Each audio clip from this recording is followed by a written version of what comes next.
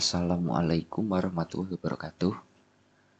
Perkenalkan, nama saya Wildan Amiruddin dengan NIM A11 2022 14047, dan juga ada teman saya Vinandra Fitriansyah dan Muhammad Zai Muzaki. Di sini saya akan menjelaskan mengenai tugas akhir UAS mengenai clustering. Clustering ini menggunakan dataset wholesale customer yang sudah disediakan. Langsung saja. Pertama-tama kita mount dulu di drive kita dan import dari Colab Notebook.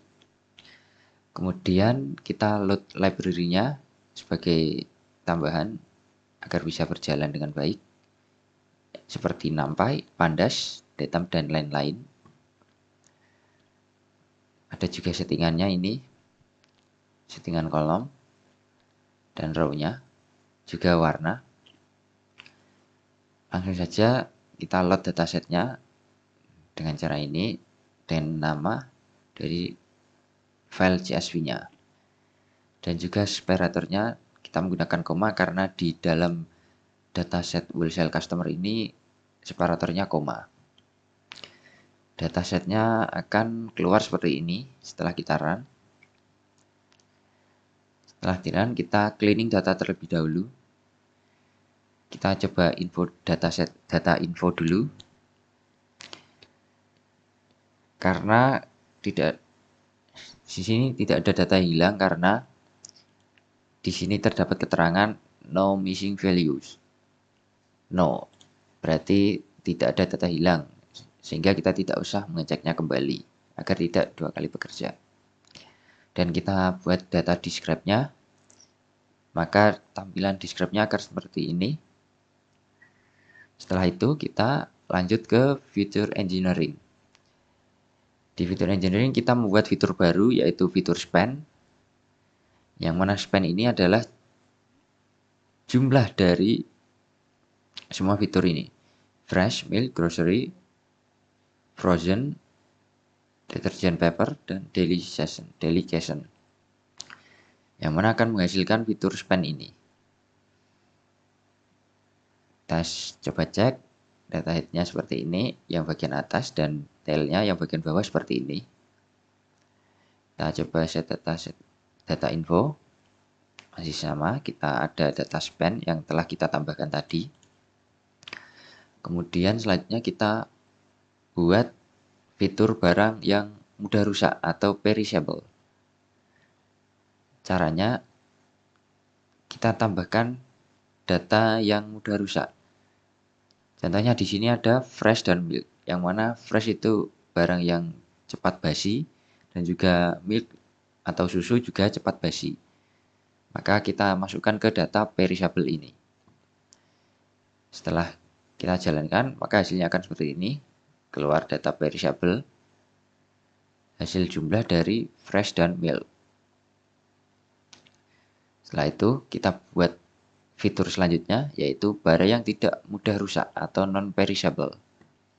Non-perishable ini kita dapatkan dari barang-barang yang expirednya masih lama atau lama sekali untuk kadaluarsanya. Contohnya di sini ada grocery dan frozen dan juga detergent paper dan delication. Yang mana 4 fitur ini memiliki expired yang cukup lama daripada 2 fitur yang di atas tadi, yang fresh dan milk. Setelah kita jalankan, maka akan keluar seperti ini. Non-perishable jumlah ini, hasil jumlah dari ini, dari 4 fitur yang ini. Setelah itu kita coba cek, hasil cek data yang bawah seperti ini, masih sama.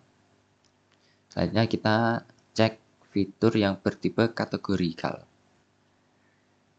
Kita menggunakan sintak ini, yang mana kita jalankan. Setelah itu tidak ada data yang bertipe kategorikal.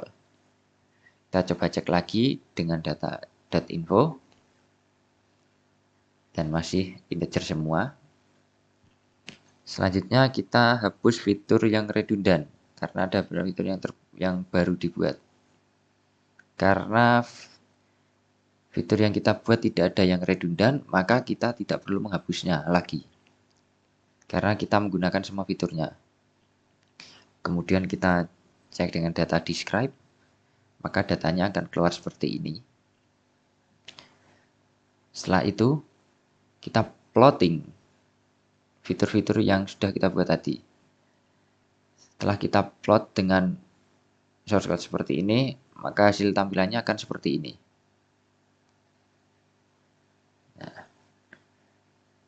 Nah, pada plotting ini kita menemukan data pada fresh, delication, milk, frozen, dan grocery ada outlier ini. Sehingga lebih baik kita hilangkan dulu outliernya dengan cara ini, remove outlier. Misal kita fresh, karena outliernya itu di atas 100.000, maka kita di sini ambil data fresh yang di bawah 100.000 agar yang 100.000-nya ini hilang. Begitu juga yang lainnya, misal milk juga di atas 60.000, grocery di atas 75.000, dan seterusnya. Setelah itu, maka akan hilang 5 fitur. Maka akan hilang 5 data. Karena telah kita hilangkan yang outliernya. Maka data akan berkurang menjadi 435. Yang mula-mula berjumlah 440. Setelah kita remove, kita cek korelasinya dengan cara seperti ini. Maka hasil korelasinya akan seperti ini. Yang mana semakin cerah, korelasinya semakin tinggi, dan semakin gelap warnanya, korelasinya semakin kecil, bahkan sampai minus. Setelah cek korelasi, kita selanjutnya ke data preprocessing. Nah, di sini kita cek kembali kolom bertipe kategorikal karena tadi ada fitur-fitur baru. Setelah kita cek, ternyata tidak ada data yang bertipe kategorikal. Nah, masih sama. Dan sesuai tadi, datanya berkurang 5 karena kita remove outliernya. Setelah itu, kita copy data supaya tidak rusak dan data awal bisa menjadi referensi tabel. Dengan cara kita buat baru ds sama dengan data.copy. Nah, kita tidak perlu menghapus data. Dan kita describe-kan, maka datanya muncul seperti ini. Setelah itu kita buat fitur scaling untuk normalisasi dengan cara source code seperti ini. Setelah kita jalankan maka setelah di scale datanya akan seperti ini. Kita tampilkan maka datanya akan seperti ini. Dan kita describe-kan juga datanya, tampilannya kurang lebih seperti ini. Setelah itu kita cek kesehatan cluster Hopkins test. Syaratnya adalah jika nilai di atas 70%, maka layak dipakai. Sedangkan jika sekitar 50%, maka dianggap random atau kita perlu mereduksinya. Sedangkan kalau kurang dari 30%, berarti tidak cocok untuk dipakai menggunakan k-means. Nah, caranya kita gunakan seperti data, kita gunakan source code seperti ini. Nanti kita jalankan. Nah, kita cek Hopkins measure-nya. Nilainya akan muncul 0,907 dan seterusnya. 0,90 artinya 90%. Maka nilai 90% lebih dari 7%, maka layak dipakai. Kemudian setelah itu kita PCA-nya dengan cara seperti ini. Hasilnya akan seperti ini juga. Selanjutnya kita plotting PCA-nya. Setelah itu akan keluar tampilan seperti ini, maka data-data akan berkumpul pada koordinat ini. Datanya berkumpul di sini.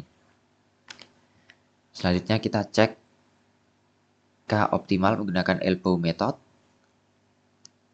dengan source code seperti ini. Maka akan menghasilkan elbow K-nya dengan nilai 5 dan skor 1080. Karena kita mendapatkan K sama dengan 5, maka untuk selanjutnya kita menggunakan 5 ini untuk clustering. Ini dengan source code ini, karena clusternya 5, kita masukkan 5, maka clusternya akan menjadi 5 cluster, yang mana 0, 1, 2, 3, 4. Coba kita visualisasikan clusteringnya. Kemudian tampilannya akan menjadi seperti ini. Ini beberapa cluster yang sudah keluar, 5 cluster.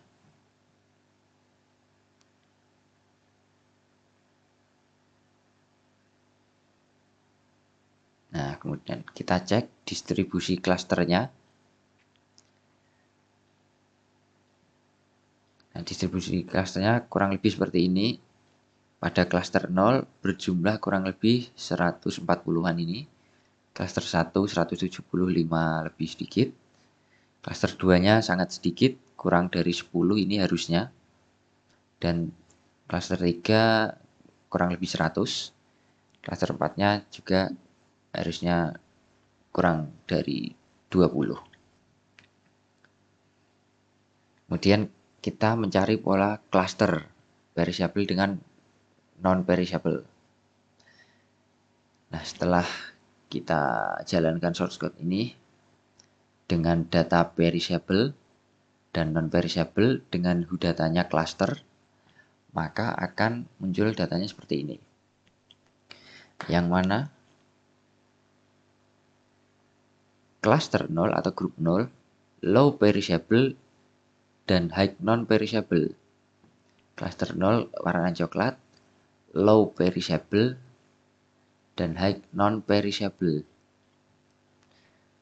Lanjutnya ada cluster 2 atau cluster 1 atau grup 1 dengan low perishable dan low non-perishable. Cluster 1 itu warnanya hijau, lokasinya di sini, low perishable dan low non-perishable. Selanjutnya ada cluster 2 atau grup 2 dengan high perishable dan high non-perishable. Cluster 2-nya berwarna merah. Ini high perishable dan high non-perishable karena datanya berkumpul di sini. Agak mencar sih. Selanjutnya ada cluster 3 atau grup 3 yang mana average perishable dan low non-perishable. Grup 3-nya orange di sini, average, low perishable dan low non-perishable. Average perishable dan low non-perishable. Nah, keren seperti ini. Selanjutnya ada cluster 4 atau grup 4 dengan high perishable dan low non-perishable. Sini warnanya ungu. High perishable dan low non-perishable. Selanjutnya kita cek distribusi cluster untuk jumlah barang.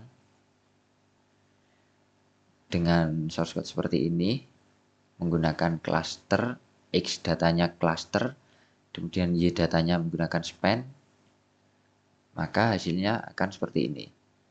Yang mana datanya paling banyak berada pada cluster 0, cluster 1, dan cluster 3. Sedangkan cluster 2 dan 4 lebih sedikit atau bahkan jauh lebih sedikit dari cluster-cluster yang lain. Selanjutnya kita ada profiling, personalisasi cluster. Kita buat dulu fitur analis dan pemasarannya. Nah, dengan memasukkan data X-nya region dan datanya cluster, maka tampilannya akan seperti ini. Yang mana ini menggambarkan 1, 2, dan 3 ini berdasarkan ini.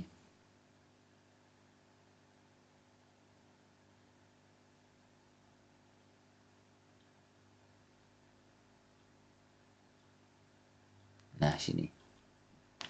Di sini region X-nya region 1, 2, dan 3. Regionnya list none, Oporto, dan other, yang mana other melambangkan angka 3. Berarti yang paling banyak membeli adalah dari other region. Kesimpulannya, konsumen terbanyak berasal dari other region. Selanjutnya kita cek berdasarkan barang. Kita masukkan terlebih dahulu barangnya apa saja. Seperti yang awal tadi, fresh, milk, grocery, frozen, detergent paper, dan delication. Nah, kita masukkan datanya seperti ini. Y-nya menggunakan span dan data cluster. Maka akan tampil seperti ini. Ini untuk fresh, data fresh. Yang ini milk, yang ini grocery, yang ini frozen, detergent paper, dan delication. Untuk penjelasannya, cluster 0, pembelian tinggi pada produk semua kategori dengan total pengeluaran banyak pada kategori lainnya. Kita coba cek cluster 0, yang mana berwarna coklat. Nah, cluster 0 itu membeli semua kategori dengan cukup tinggi dan jumlah yang cukup banyak. Nih, cukup tinggi pada paper juga tinggi, ini juga tinggi semuanya. Selanjutnya, untuk cluster 1, pembelanja yang relatif merata di semua kategori dengan total pengeluaran yang tidak terlalu tinggi. Cluster satunya kita warna hijau. Nah, ini cluster 1 merata pada semua kategori. Kategori delication, detergent paper, frozen, grocery, milk, fresh, semuanya dibeli untuk cluster 1. Kemudian cluster 2, pembelanjaan dan tinggi spend, kemungkinan besar cluster 2 kali lebih banyak untuk di stok. Kita coba lihat cluster 2.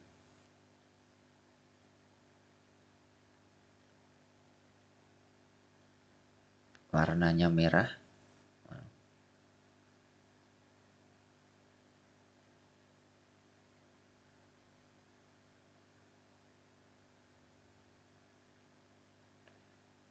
Nah, ini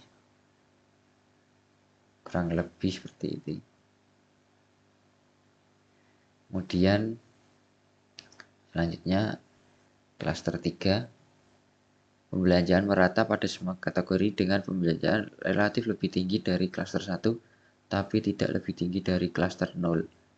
Jadi cluster 3 ini pembelanjaannya itu antara cluster 1 dan 0.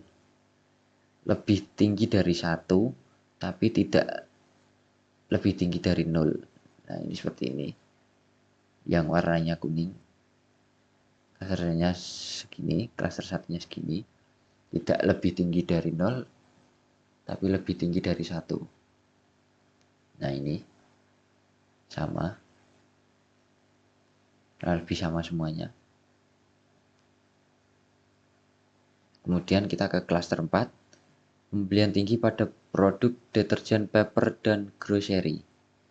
Jadi klaster 4 ini belinya cukup tinggi pada deterjen, paper, dan grocery. Dan yang lainnya cukup rendah. Klaster 4 berwarna ungu. Nah, ini ungu. Deterjen, paper cukup tinggi. Dan grocery cukup tinggi. Nah, cukup sekian dari saya. Kurang lebihnya mohon maaf. Wassalamualaikum warahmatullahi wabarakatuh.